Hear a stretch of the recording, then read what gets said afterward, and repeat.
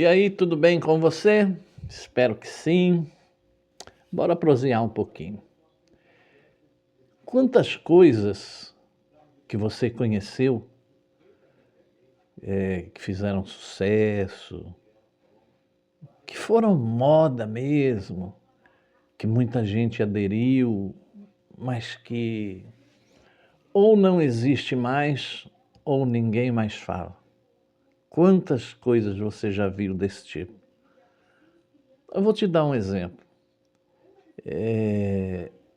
Na década de 70, 80, os hippies, paz e amor e tal. E hoje ninguém mais fala nisso. Ninguém fala mais nesse movimento. O movimento também, nessa mesma década da bossa nova, na nossa música, e hoje ninguém mais fala nisso. Houve também um tempo em que as pessoas procuravam muitas, não digo novas, mas muitas religiões que o brasileiro principalmente não conhecia e que vieram de outros países, que viraram moda num certo momento.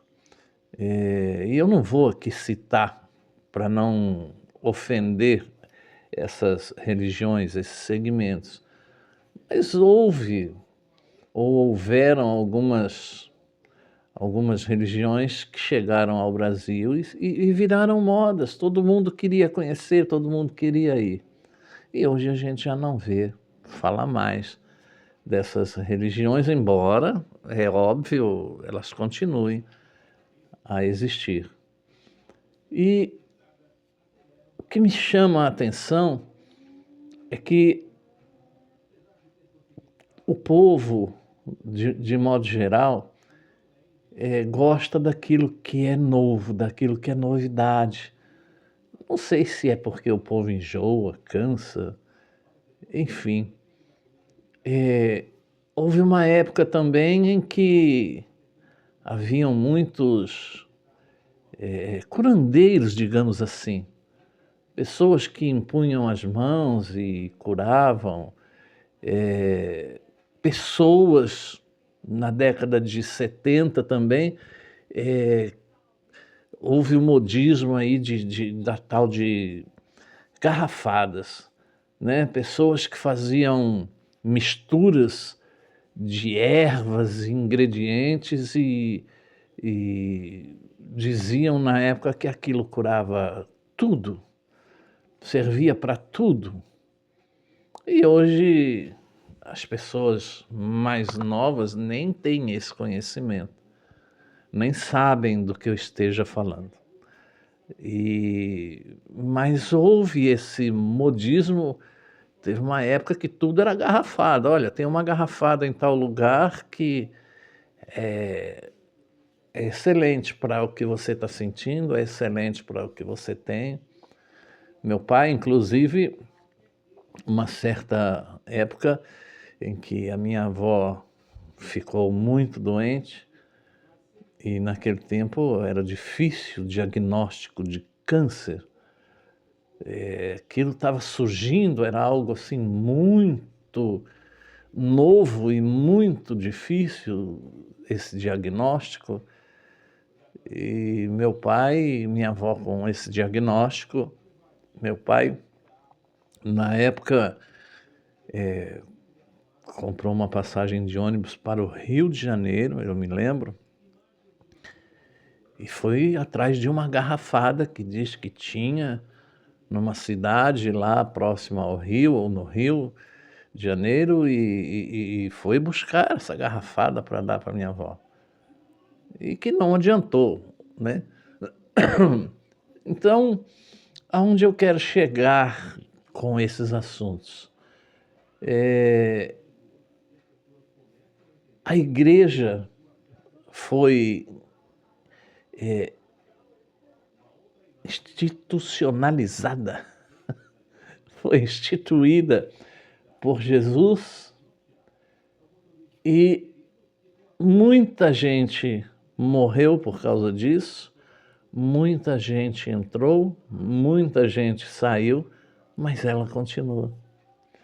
Você vê que a igreja atravessou séculos e está aí, viva, atuante, desvirtuada, é bem verdade, porque Jesus, quando instituiu a igreja, ele instituiu a igreja para ajudar as viúvas, os órfãos, coisa que a gente pouco vê. Jesus instituiu a igreja para servir de ajuda. Hoje a coisa está ao contrário, as igrejas, a maioria delas, ao invés de dar, pedem, né?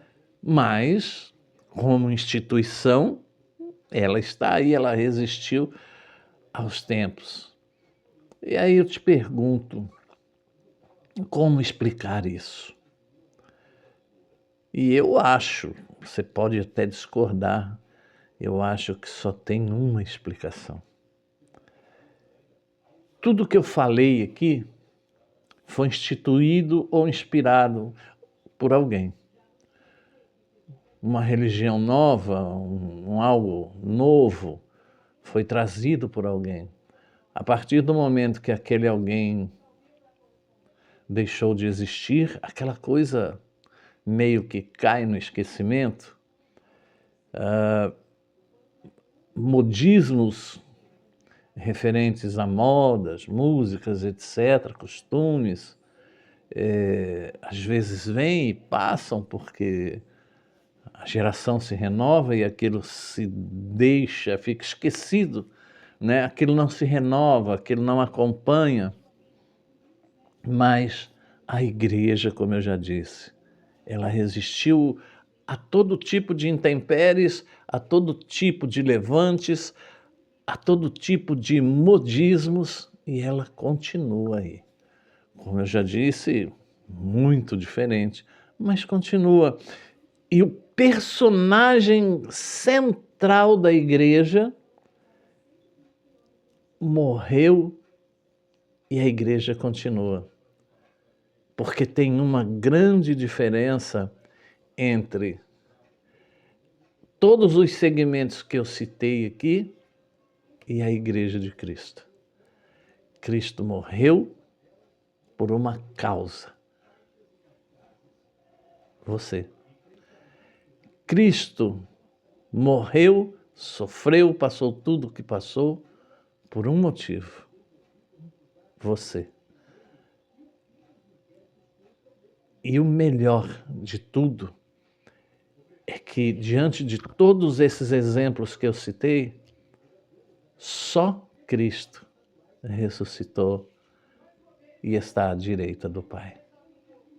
Só Cristo te deu o direito, te outorgou o direito de ser salvo, te outorgou o direito de ter uma vida eterna e te outorgou o direito de pedir qualquer coisa em nome dele,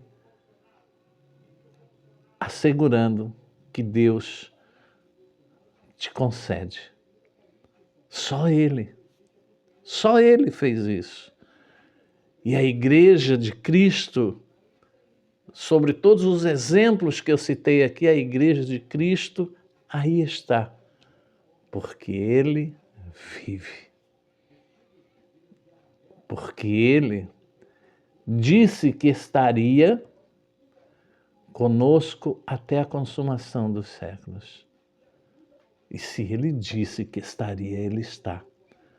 Por isso, pode corromper, pode desvirtuar, pode inserir invencionices, meninices, falsos profetas, falsas doutrinas, mas a igreja continuará, como tem continuado, porque aquele que instituiu a igreja está vivo e sabe reconhecer a verdadeira igreja de Cristo.